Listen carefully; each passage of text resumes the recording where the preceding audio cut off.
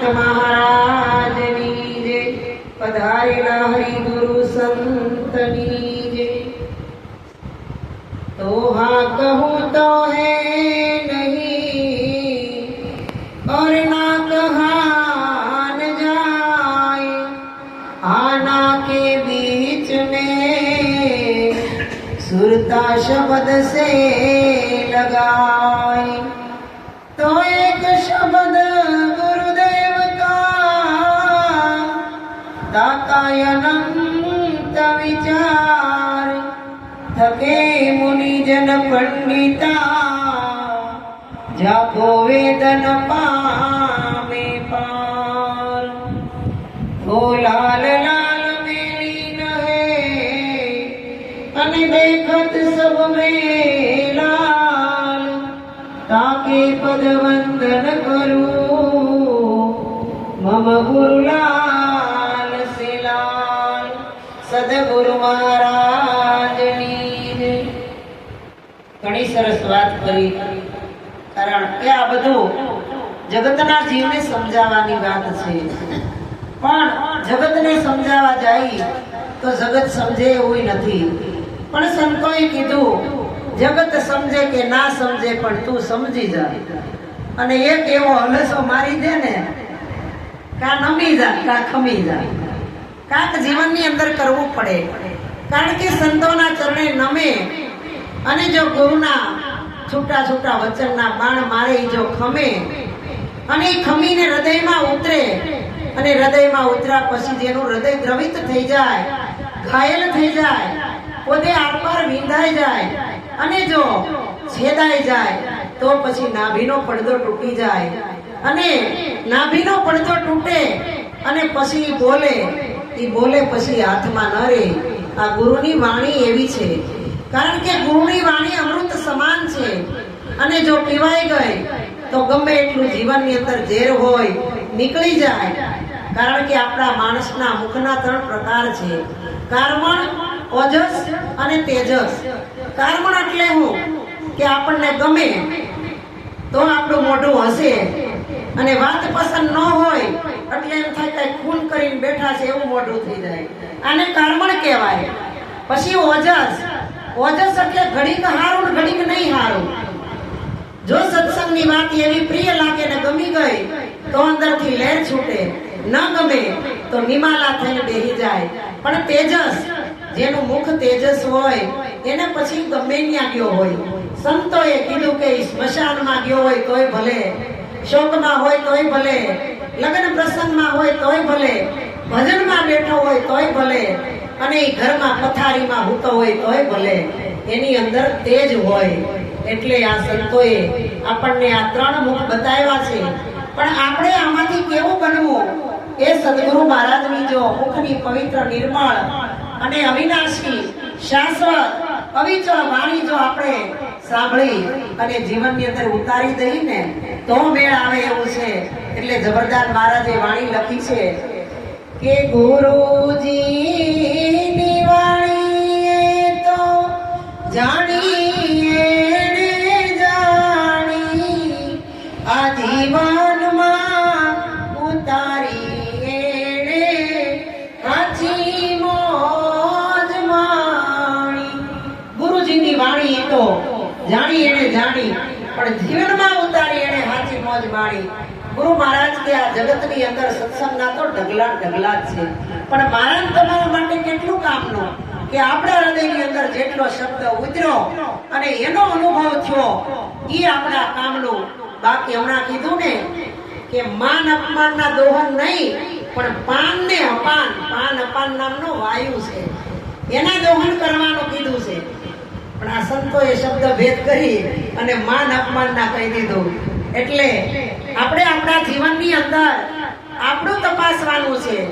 એટલે કીધું કે પોતાનું જો શરીર તપાસતા ફાવે ને તો એ જીવ 84 માં નો આવે। અને આ સદગુરુના મુખની વાણી જો સમજાઈ ગઈ ને તો જીવનમાં ઉતારી એને પછી જીવનની અંદર લહેર આવે। અને પછી બીજી કડીમાં કીધું ધોડી રે મારે છે મૃગ જલ જાણી પાણી, આવું ઉડી ગયો હંસો મનવો કરે પાણી પાણી. જેવી રીતે મૃગ પોતાની નાભીની અંદર કસ્તુરીનો ગોટો છે, પણ એની સુગંધ લેવા માટે જંગલની અંદર સવારથી નીકળી જાય, સાંજ સુધી આમ તેમ દોડે, આમ તેમ દોડે, પવનની લહેર આવે અને કસ્તુરીની સુગંધ આવે, પણ ફાફા મારે, ક્યાંય જોવા ન મળે. પણ કોઈ એવો પારાધી આવી જાય, શબ્દવેધી બાણ મારી અને એની નાભીમાં બાણ મારે અને હરણ ઘાયલ થઈ જાય, જમીન ઉપર પડી જાય, તરફડિયા મારવા માંડે, એટલે પારાધી નજીક આવી અને બાણની અણીથી કસ્તુરીનો ગોટો કાઢી અને હરણને ઉગાડે કે તું જેની હાટુ દોડતો હતો ને એ તારી ભેગો જ છે. એટલે કીધું કે દોડી મરે છે મૃગ જલ જાળી પાળી, ઉડી ગયો હંસ મનવો કરે પાણી પાણી. કારણ કે આપ મુવા તો ડૂબ ગઈ દુનિયા. આપણે છીએ તો બધું છે, આપણે નથી તો કાંઈ નથી, પણ બેન તમે તો જાણી લીધું છે છીએ તો આપણે કોણ છીએ? એક આપણે આત્મા સ્વરૂપ છે, પરમાત્મા સ્વરૂપ છે. આપણે હવે જે પહેલા હતા એ નથી. એટલે કીધું કે હા કહું તો હે નહીં, ના કહા ન જાય. કારણ કે આપણે જે પહેલા હતા અને ગુરુ બોધ લીધા પછી જો આપણી અંદરથી આ દુર્ગુણો, કર્મકાંડો, દોરા ધાગા ના બધું નીકળતું ન હોય તો હજી આપણે જ્ઞાન જ્ઞાન જ થઈ. એટલે ત્રીજી કડીમાં કીધું ભુવાના દોરાથી સતી માતા રે મુજાણી, આ ઢોંગી રે દુતારાએ ધર્મની પાતરયાણી. કારણ કે આ જગતની અંદર હજી એવા છે ગુરુ બોધ લીધા પછી હજી મોટા મોટા દવાખાના જાય, રિપોર્ટ કરાવે, એમઆઈ કરાવે, બધુંય કરાવે, પણ છતાંય રોગ લાગુમાં ન પડે એટલે બાજુવાળા કે બહુ ગુરુવાળા થઈ ગયા છો ને સેમાંય માનતા નથી. જોવરાવો દાણા, આ કોકનું કાંઈ કહેવાનું લાગે છે પણ ખરેખર આની અંદર કારણ પડ્યું છે. એ જો સાચા સદગુરુ મળે ને તો એ પછી આ સદગુરુ સંત ભુવાને તેડાવે અને જ્ઞાનના ડાકલા વગાડે અને જો કારણ કાઢી નાખે તો આ નીકળી જાય, પછી મહાકારણમાં આપણને મૂકી દે. પણ આ બધું સમજાય ક્યારે? આ જેમ તેમ મગજમાં ઉતરે એવું નથી. આપણે તો બેયમાં પગ રાખવા છે, ઘડીક આમાં ઘડીક આમાં. સંતો કહે છે આવી રીતે મેળ પડશે નહીં, કારણ કે સતી ધર્મની કરી નાખી ગાણી. હવે આ સતીપતિની વાત તો કરી છે, પણ સંતોએ સુરતા સતી અને શબ્દપતિની વાત કરી છે. જ્યાં સુધી સાચા ભુવા ન મળે ત્યાં સુધી સુરતાને સતી ને સુરતા બનાવે નહીં, અને બનાવે નહીં ત્યાં સુધી સતીપણું લાગે નહીં, અને સતીપણું લાગે નહીં ત્યાં સુધી શબ્દ પકડે નહીં, અને શબ્દ પકડે નહીં ત્યાં સુધી પોતાના નિજાનંદની મસ્તી આવે નહીં. અને પછી હું કીધું કે બધું સમજાઈ જાય. અને ધર્મ શું છે, ધર્મ કોને કહેવાય ઈ કદાચ ખબર પડી જાય તોય નથી મેળાવું. એટલે કીધું ધર્મ ના બને આખી દુનિયા લૂંટાણી, સાધુ અધિકારી મોટા કરે ખેંચાતાણી. અમારું સાચું તમારું ખોટું, તમને ખબર પડે તમને ન ખબર પડે, આ નાનું ના મોટું. આજે સાધુ જેના અંદર જીવનની અંદર સાધુતા આવી ગઈ હોય, સાધુ હોય સરળ હોય, સહજ હોય, એનો સ્વભાવ પણ નિર્મળ હોય, એને જગતના કોઈ પણ સંસારના કાર્યો આરે કાંઈ લેવા દેવા ન હોય. એને તો હુએ ત્યાંથી તે ઉઠે ત્યાં સુધી, ઉઠે ત્યાંથી તે હુએ ત્યાં સુધી ભજનની લહેર લાગી હોય. એટલે કહે છે લેહ લાગી જેનો તાર ન તૂટો, ભીતર રહો ભજનમાં. કારણ કે આ ભજન તો અઠવાડિયે એકવાર કરવાનું જ છે, પણ ભીતરની અંદર અહોનિશ ભજનમાં રહેવાનું છે. એટલે ધર્મ શું કહેવાય ઈ જો દીવા જેવી ચોખ્ખી વાત કરી દીધી હોય આપણને સદગુરુએ, અને ધર્મ જાણી લીધો હોય છતાંય મારી તમારી જો ખેંચાતા ન મટતી હોય તો હમણાં રમેશભાઈએ ગાયું હતું, હે કે ગાયું હતું ને એવું કે શું કરો તાણાવાણી. આ જગતની અંદર તાણાવાણી મુકાતી નથી, અને સદગુરુની નિર્મળ ને પવિત્ર વાણી છે એ આપણને સમજાતી નથી. પણ જો જીવનની અંદર વાણીનો મર્મ શું કહે છે અને જો સમજાઈ જાય અને આ હૃદયની અંદર જો ઉતરી જાય તો પછી ભવસાગર તરફા આ જગતના કોઈ શાસ્ત્રો કે કોઈ પણ મર્યાદા એને રોકી ન શકે. પણ આ બધું સમજવું એ બહુ હેલું નથી, અને સમજાઈ જાય ને તો જીવનમાં ઉતારવું એ હેલું નથી. અને કદાચ જીવનમાં ઉતરી જાય તો આ શરીરના અંદર પ્રાણ રહે ને ત્યાં સુધી નિભાવવું એ બહુ અઘરું છે. નકર જરીક ભય દુઃખ આવે ને સંકટ આવે એટલે તરત હું રાતને દી ભજન કરું, કોઈને હું સતાવતો નથી, મારાથી કોઈ ધરતી દુભાઈ જાય એવું કાર્ય કરતો નથી. છતાંય જીવનમાં આવરણ કેમ આવે? આ આપણું માનવું છે, પણ ભગવાનને ખબર છે કે આપણું કર્મ કેવું છે. એટલે કીધું કર્મ કોઈને છોડે નહીં, ભલે હોય સંત કે મહંત, ભીલે બાણ માર્યા કૃષ્ણ હતા ભગવાન. એટલે સંતો કહે છે કે નિરાભિમાની થાવું, ઘમંડ વગરનું થાવું, નિર્મળ થાવું, પવિત્ર થાવું. કારણ કે સંતોના શબ્દ જો ઉરમાં લાગ્યા હોય ને તો એના નેણ અને વેણ બેય પલટાઈ જાય. એના મુખની અંદર અમૃત સિવાય કાંઈ બીજું ન હોય. પછી આપણે ગાય ગુરુ મળ્યા ગારોડી પૂજ પર કીધી મેર, મોરો બતાવ્યો મરમનો ઉતરી ગયા ઝેર. કઈ સાખી ગાવાથી ઝેર ઉતરે? જેનું ઝેર ઉતરી ગયું હોય એને ઊંઘમાં કોઈની ઈર્ષ્યા ન આવે. આપણે તો હજી ઈર્ષ્યામાંથી બહાર નથી નીકળતા. કોઈની નહીં, આપણી ઉપર ઈર્ષ્યા કરીએ છીએ, પોતાની જાત ઉપર, કે પહેલા હું કેવો હતો ને અત્યારે હું કેવો થઈ ગયો. આ એક ઈર્ષ્યા છે. એટલે સંતોએ કીધું આમાંથી પણ બહાર નીકળી જવાનું છે. અને આમાંથી જો નીકળશું ને તો આપણને સુરતા અને શબ્દની ખબર પડશે, નકર ખબર પડશે નહીં. પછી કડીમાં કીધું શબ્દ સાથે જેની સુરતા બંધાણી, પતિ ભક્તિ જાણી સતી સતી થઈ પૂજાણી.